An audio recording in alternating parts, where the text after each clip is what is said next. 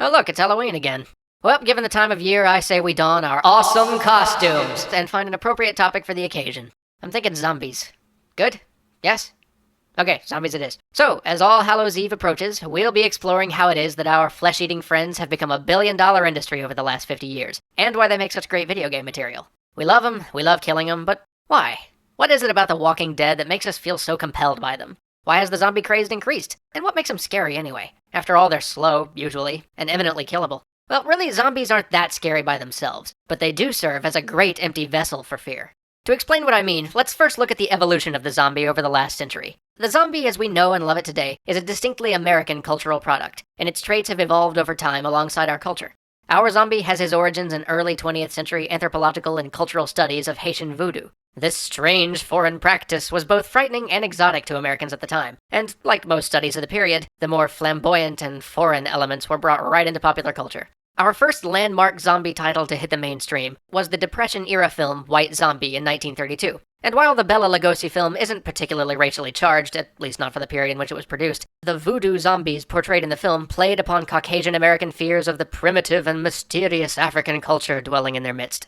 After that, the zombie disappeared as a major cultural force for several decades, as the world slipped into the greatest armed conflict we'd ever known, and then faced the monumental task of picking up the pieces. But then, in 1949, the Russians tested their first atomic bomb, and the nuclear arms race began, instilling in Americans a brand new kind of fear. 5 years later, we get the first proto-zombie apocalypse novel, I Am Legend. These zombies much more closely resembled our modern vision. Sure, the I Am Legend creatures were really half zombie, half vampire, shambling and pretty brainless, but also afraid of sunlight and garlic. Still, these zombie-esque critters showed us that zombies could serve as a grotesque mirror for ourselves, as a way to explore our society and deliver a paradigm in how we look at our civilization. Moreover, they taught us that zombies could be scary not only because of the physical harm they threatened, but because of the way they could cause our society to break down as a whole. And this leads us directly to Romero's Night of the Living Dead, the film that solidified most of what we think of as a zombie today. Aim for the head, if they bite you, you become one, it's all there. But more than just the standard tropes, what Romero's film really cemented is the way we use zombies in a story. Romero himself said, "Zombies don't represent, in my mind, anything except a global change of some kind, and the stories are about how people respond or fail to respond to this. That's really all they've ever represented to me." More importantly, Romero introduced us to the last missing piece to our decaying friends, the human element. What we take for granted today, but what may in fact be the most compelling thing about zombies, is how they test us as human beings. Almost all modern zombie stories are rife with moments of moral failure, not on the part of the zombies, but rather on the part of the human beings faced with them. Night of the Living Dead introduced us to the idea that when faced with a zombie outbreak, mankind might not band together and bravely fight the oncoming threat. Even under threat of apocalypse, we might still act selfish, jealous, and cowardly. Since then, it's mostly been an update on themes over the years. It started with the voodoo zombies, and then we had the radiation zombie, later the biological manipulation zombie, the consumerism zombie, the modern ennui zombie. We've seen a cavalcade of origin stories and meanings for the ever-recurring torrent of zombie apocalypses to mirror the ever-changing fears of our society. So why are zombies scary? Because they're a blank slate to project our cultural fears upon. They're rotten versions of us. It's what makes them so compelling and versatile. There's no one particular zombie story. Zombie stories can be as varied as human stories because, really, that's what they are.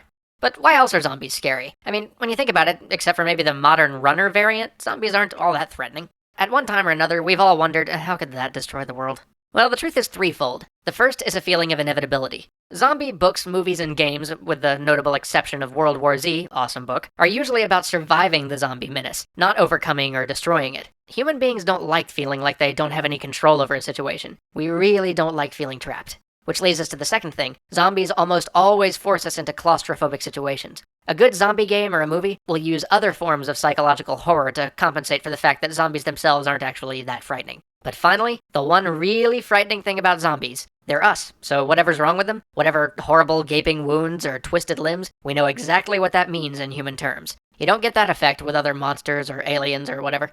So now we know what makes them scary, but then there's the other question. Why are they so fun to beat on? Well, we asked a number of designers for their thoughts, and the consensus seems to be, they're human beings who can take a ton of punishment and who aren't technically human beings. They give us all the satisfaction that combat against another human being brings, but without all the moral burden of actually killing somebody. Plus, they make beautiful punching bags because they don't seem to care when you beat them to a pulp. They just keep on coming.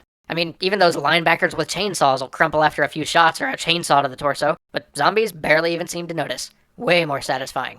They also tend to come in hordes, and since they aren't that threatening, boy do you get to feel powerful mowing down wave after wave. So zombies can play to our fears and fulfill our power fantasies, and that pretty much makes them a perfect enemy.